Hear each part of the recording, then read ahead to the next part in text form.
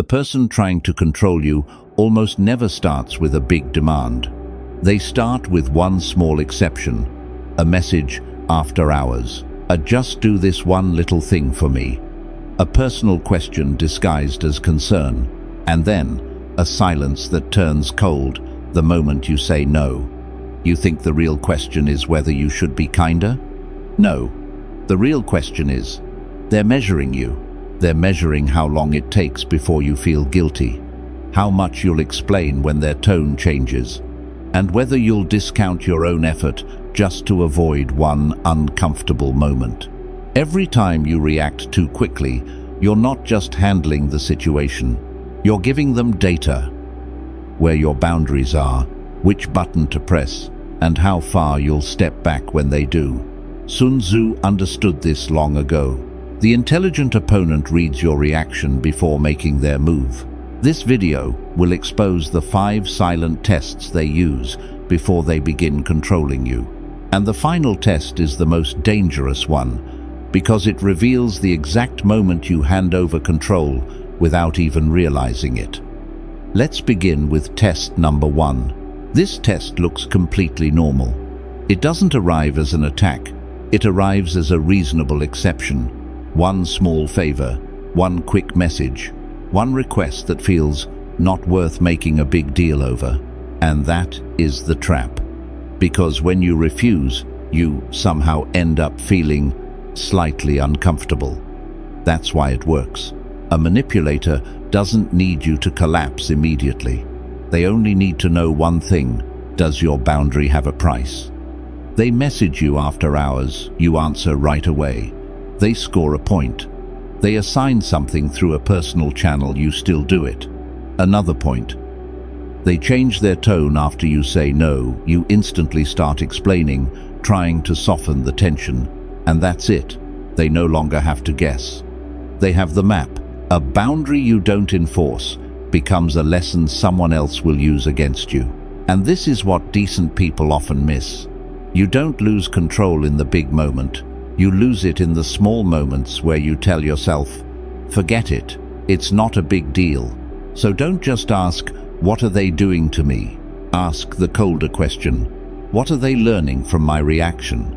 And once they learn that, they will raise the level of the next test.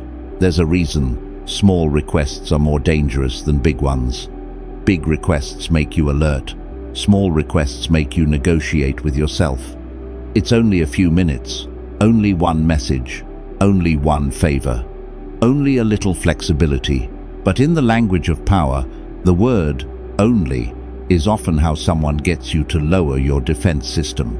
They don't say, I want control over your time. They say, can you take a quick look at this for me? They don't say, I want you to break the process for me. They say, just send it here. It's easier. They don't say, I want to see whether you'll dare to claim what belongs to you. They say, I'll transfer it later. And when you're tired, busy, or trying to keep the peace, your brain chooses the path with the least friction. You agree, not because you're weak, but because your nervous system has learned that harmony is faster than confrontation. This is where the reciprocity heuristic takes over. Someone creates the feeling that they're asking for something small, or that they once did something small for you, and your brain automatically feels obligated to return the favor. No logic required, just the feeling of debt. And manipulators know this. They don't need to take an hour from you immediately. They only need to take the first 5 minutes you don't dare to protect. Because if those 5 minutes cost them nothing, next time they'll try 15, then an entire evening, then a piece of responsibility that was never yours to carry. That is no longer help. That is training.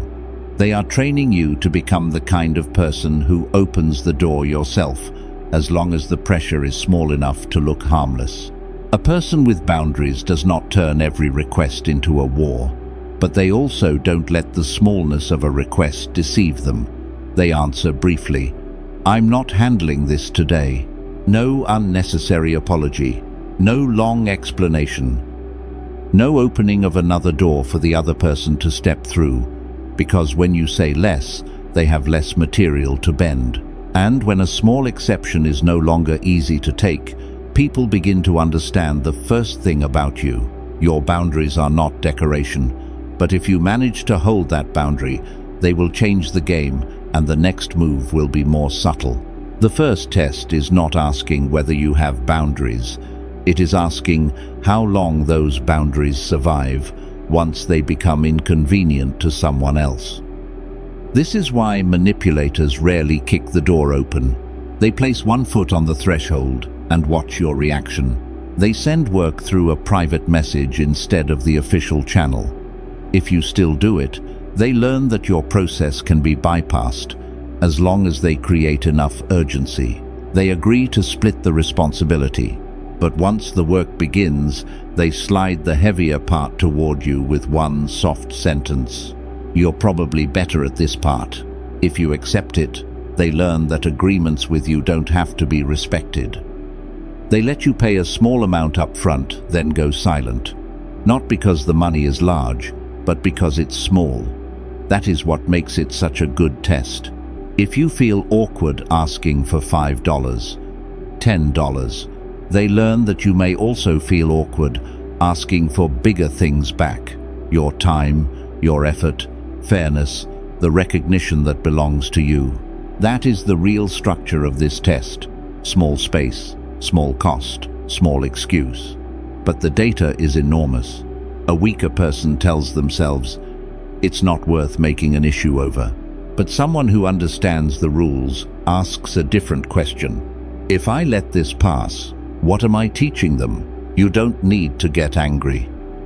You only need to give your boundary a shape. Send that through the official channel. I'm sticking to the original agreement. Please return that amount before the end of the day. Short, clean, no performance of your personality. Because the moment you start explaining too much, you turn a boundary into a negotiation, and people who like control are very good at negotiating with your discomfort. They will make you feel petty. They will make you feel rigid. They will make you feel as if holding one simple standard is the same as starting a war. But that is the trap. A real boundary does not need to look friendly. It only needs to be consistent. And when you are consistent with small things, something very important happens. Other people begin calculating the cost before they touch you. That is where the first test ends. And the second test begins. When they realize gentle pressure is not enough. At that point, they will not just touch your boundary, they will touch your guilt. When one small exception is not enough to make you step back, the second test begins. They no longer ask whether you're available, they ask whether you're a good person. This is the guilt invoice. It appears when someone can no longer take your time, your effort, or your compliance through a normal request. So, instead of respecting your answer, they change the frame from, I need your help, to, I thought you were the kind of person who cared about others. From, can you do this?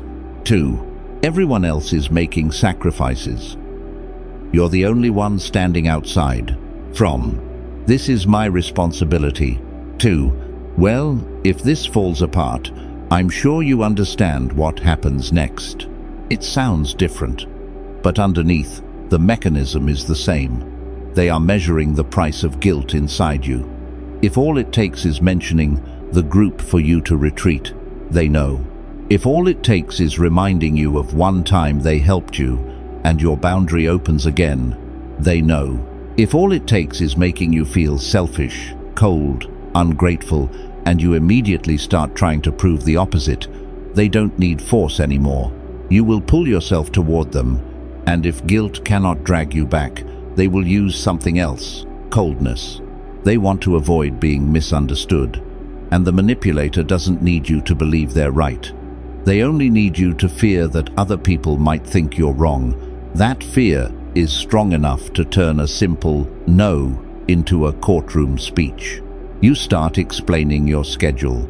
You tell them how exhausted you've been. You remind them that you still care.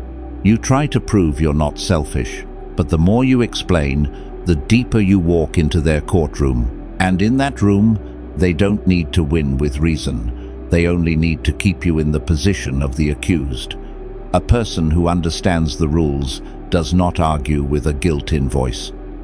They read it, recognize it does not belong to them, and put it down. I understand the pressure. My answer is still no. That's it. Not cold, not cruel, just unwilling to let guilt rewrite their boundary. Because once you allow someone to turn your refusal into evidence against your character, they will never need to ask directly again. They only need to make you feel like a bad person, and you will hand over what they wanted yourself. But when the guilt test stops working, they move to something more subtle. They don't attack your words. They withdraw warmth. The third test is not loud. It doesn't accuse you. It doesn't argue with you. It doesn't ask you to explain yourself. It simply makes the air turn cold. Before, they used to call you by a familiar name. Today, they address you like a formality. Before, they walked into the room and smiled. Today, they look down at their screen as if you have suddenly become a stranger. Before, they checked in on you, told stories, pulled you into small conversations. Today, they only answer what the work requires. Short, flat, not a single extra degree of warmth. And the dangerous part is this: they don't do anything clear enough for you to name. If you ask, they can say, "What?" Nothing's wrong. If you react, you look sensitive. If you explain, you have already stepped into the trap. This is warmth withdrawal, the removal of approval to see whether you will lower yourself just to feel safe again. Your social brain does not like being frozen out. It reads someone's coldness as a danger signal. I've lost my place. I must have done something wrong. I need to fix this before I'm pushed out of the group. And then you begin doing the work for them. You send a softer message. You make a joke to break the ice. You explain your boundary again, this time with an apologetic tone. You start wondering whether maybe you went too far. No one forced you to step back. They simply lowered the temperature and let you go searching for heat. That is operant conditioning in social life. When you comply, they become warm again. When you hold your boundary, they go cold. But that is not closeness. That is conditioning. A person who understands the rules does not chase warmth that has been withdrawn like a reward. They keep their tone normal. We can keep this professional. You don't need to punish them back. You only need to stop buying approval by lowering yourself. Because if someone is only kind when you are easy to control, what they are giving you is not warmth. It is a chain wrapped in velvet. And when you stop chasing that chain, they will try another door. Not your emotions this time, your private information. The fourth test sounds like intimacy. That's why it slips past your defenses. After someone has tested your boundaries, tested your guilt, tested your need for approval, they need something deeper. They need the internal map. Not what you do, but what makes you tremble. They ask about your money in a voice full of concern. Living in this city, is your current income enough for you to feel comfortable? It sounds like normal conversation, but if you answer too honestly, they now know your level of financial dependence. They ask whether your manager really supports you. It sounds like they're on your side.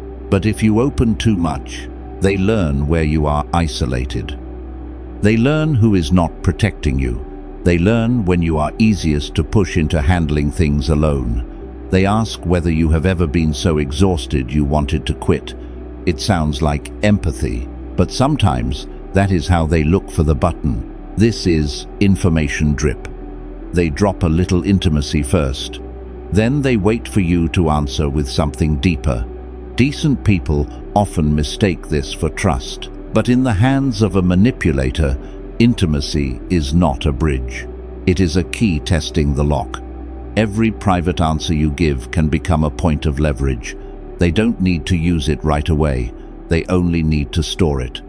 You're afraid of losing money. You're afraid of being abandoned. You're afraid of disappointing people. You're afraid of being seen as weak. And once they know which fear makes you soften, they no longer have to guess how to pressure you. A person who understands the rules is not rude to every question. They simply don't answer by opening the safe. I don't discuss personal finances at work. That part is private. I keep that to myself. Short, calm, not defensive. Because privacy does not need a speech in order to exist. A trustworthy person will respect a closed door. A controlling person will stand there and ask why you locked it. And if they cannot get information through intimacy, they will move to the fastest test of all. They will measure your reaction speed. The fifth test is the most dangerous one because it happens fast, so fast that you usually only notice it after you've already lowered yourself. A problem appears in the project, and before you've even checked the facts, you send the message, "Maybe it was my fault." A client says, "Your price is a little high," and before you defend the value of your work, you discount yourself. Someone stares at you in silence after you make a request, and because you cannot tolerate the empty space, you start talking, then talking more and more, until you are the one cutting down your own standard. Someone acts irritated after you set a boundary, and 2 hours later you send, "Are you mad at me?"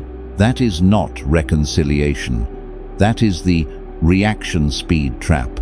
They are not only measuring what you will do, they are measuring how fast you will do it under pressure, how quickly you take the blame, how quickly you lower your price, how quickly you explain yourself, how quickly you break your own boundary. Reaction speed is expensive data because it tells them they don't need a stronger attack. They only need to create enough silence, enough eye contact, enough disappointment, enough time pressure, and you will finish the rest for them. You will speak first. You will concede first. You will correct your face first. You will lower your standard first. That is when the frame leaves your hands. The frame is not lost because someone speaks louder than you. The frame is lost when you let their internal state control yours. They frown, you rush to soften your sentence. They go silent, you pour out more information. They say it's expensive, you cut your own price. They look disappointed, you try to prove you're still a good person. No one has to pull you down. You bend yourself lower just to reduce the tension. And that is the most dangerous moment in this entire video. The moment you mistake short-term relief for control. You think you are making the situation easier. In reality, you are teaching them how to control your pulse. A person who understands the rules does not react immediately just to escape pressure. They create space.